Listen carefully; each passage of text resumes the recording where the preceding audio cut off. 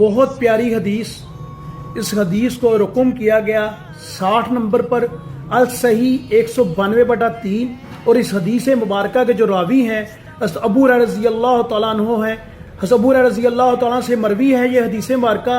حضرت ابو ہریرہ رضی اللہ تعالیٰ فرماتے ہیں کہ میں نے پیارے نبی حضرت محمد مصطفیٰ صلی اللہ علیہ وآلہ وسلم کو ممبر پر تشریف فرماتے ہوئے دیکھا تو آپ نے 3 بار آمین آمین اور آمین فرمایا۔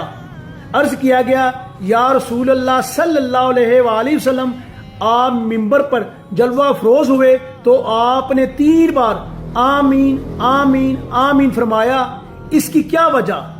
تو پیارے نبی حضرت محمد مصطفیٰ صلی اللہ علیہ وآلہ وسلم مسکرائے اور آپ نے فرمایا کہ فرشتے جبرائیل علیہ السلام میرے پاس حاضر ہوئے تو انہوں نے کہنے لگے جس شخص نے، اب جبرائیل علیہ السلام اللہ کے حکم سے نبی کریم صلی اللہ علیہ وآلہ وسلم کے پاس آئے اور انہوں نے فرمایا کہ پیارے نبی جس شخص نے ماہ رمضان کے روزوں کو پایا اور اپنی مغفرت نہ کروا سکا، اپنے گناہ معاف نہ کروا سکا تو وہ آگ میں گیا، اسے اللہ تعالیٰ اپنی رحمتوں سے دور کرے گا۔ اے اللہ کے حبیب صلی اللہ علیہ وآلہ وسلم، آپ آمین کہیں۔ تو اس پر نبی کریم صلی اللہ علیہ وآلہ وسلم نے آمین کہا۔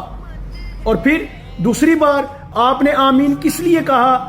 پیارے نبی حضرت محمد مصطفیٰ صلی اللہ علیہ وآلہ وسلم فرمایا کہ فرشتہ جبرائیل علیہ السلام نے کہا اور جس شخص نے ماں باپ دونوں کو پایا اور ان کے ساتھ نیکی نہ کر پایا، ان کے ساتھ نیکی نہ کی اور وہ مر گیا یا ماں باپ دنیا سے رخصت ہو گئے تو وہ آگ میں گیا، اللہ تعالیٰ اسے اپنی رحمتوں سے مرحوم رکھے، دور رکھے۔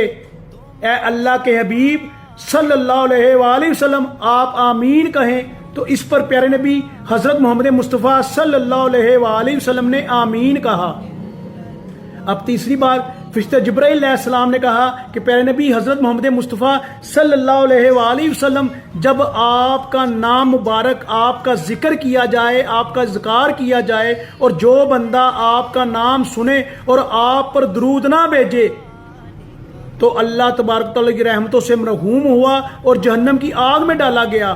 تو اس پر آپ آمین کہیں۔ تو پیارے نبی حضرت محمد مصطفیٰ صلی اللہ علیہ وآلہ وسلم نے تیسری بار بھی آمین کہا۔ تو پیارے دوستو، رب کعبہ کی قسم، دین اسلام آپ کے لیے باعث رحمت ہے، نجات کا رستہ ہے۔ اس دین اسلام میں ہر لمحہ، ہر پہلو آپ کی نجات ہے۔ رمضان کا مہینہ آپ پاتے ہیں تو رب العالمین سے عاجزی انکساری سے دعائیں مانگے، اور بے شک جو لوگ رمضان کا مہینہ پائیں اور اس میں اپنے گناہ معاف نہ کروا سکیں تو ان کے لیے دردناک عذاب ہے، اور ان پر اللہ کی، رسول کی صلی اللہ علیہ وآلہ وسلم کے فرشتوں کی لعنت بھی ہے۔ اور وہ شخص جس نے ماں باپ یا ماں باپ میں دونوں میں سے کسی ایک کو پایا اور ان کی خدمت کر کر، ان کی محبت کر کر ان کے ساتھ اپنے گناہوں کی معافی نہ مانگی، اللہ کے حضور اپنے آپ کو پیش نہ کیا، اپنے ماں باپ کی تابعداری نہ کی، ان پر اللہ کی لعنت ہے۔ اور نبی کریم صلی اللہ علیہ وآلہ وسلم بھی بشارت دیتے ہیں، فرماتے ہیں کہ اللہ کے فرشتے جبرائیل علیہ السلام نے کہا کہ اللہ اس کو آگ میں ڈالے گا۔ تو اس پر اللہ نے، فرشتوں نے اور نبی کریم صلی اللہ علیہ وآلہ وسلم نے آمین کہا۔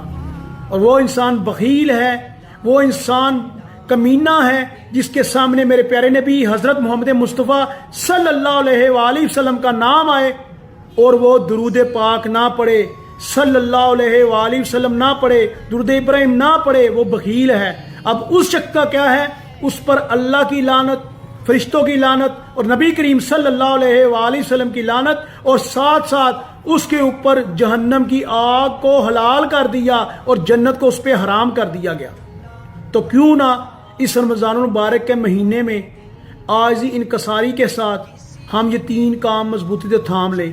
رمضان کے روزے رکھیں، اللہ سے اپنے گناہوں کی معافی مانگے، اور بے شک اپنے ماں باپ کا احترام کریں۔ جن کے ماں باپ اس دنیا سے رخصت ہو گئے ان کے لیے دعا کریں، صدقہ خیرات کریں، اور جن کے ماں باپ اس دنیا میں زندہ ہیں ان کی خدمت کر کر جنت میں اعلیٰ مقام لیں۔